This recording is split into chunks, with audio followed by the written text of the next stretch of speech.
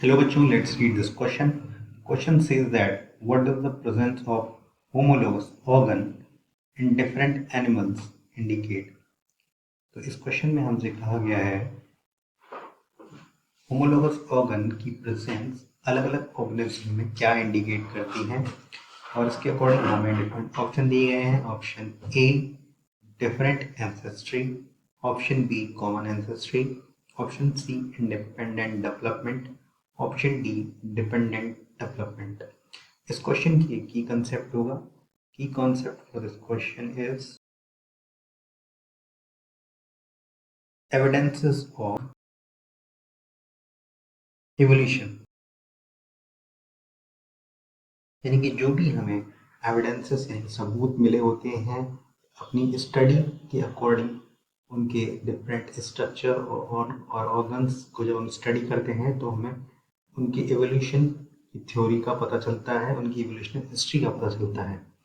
तो इसके अकॉर्डिंग जो होमोलॉगस ऑर्गन होते हैं, होमोलॉगस ऑर्गन्स ये क्या होते हैं? ये ऑर्गन वो होते हैं जिनका सेम ओरिजिन होता है, सेम ओरिजिन, लेकिन उनके फंक्शन डिफरेंट हो जाते हैं उनकी नीड के according. Different function different function जैसे कि flippers of whale, flippers of whales, wings of bat. इन दोनों की ही अलग अलग फंक्शन है। फ्लिपर ऑफ व्हेल्स स्विम करने के लिए होते हैं व्हेल्स में, और विंग्स बैट्स में फ्लाई करने के लिए होते हैं। तो इनका ओरिजिन सेम होता है, यानी कि इनका स्ट्रक्चर भी सेम होगा और सेम स्ट्रक्चर इनके एनाटॉमिकल स्ट्रक्चर सेम होते हैं। इसका मतलब ये अगर सेम स्ट्रक्चर है, उनका सेम ओरिजिन है, तो इसका मतलब इनके क्या होंगे? कॉमन एंसेस्टर होंगे, कॉमन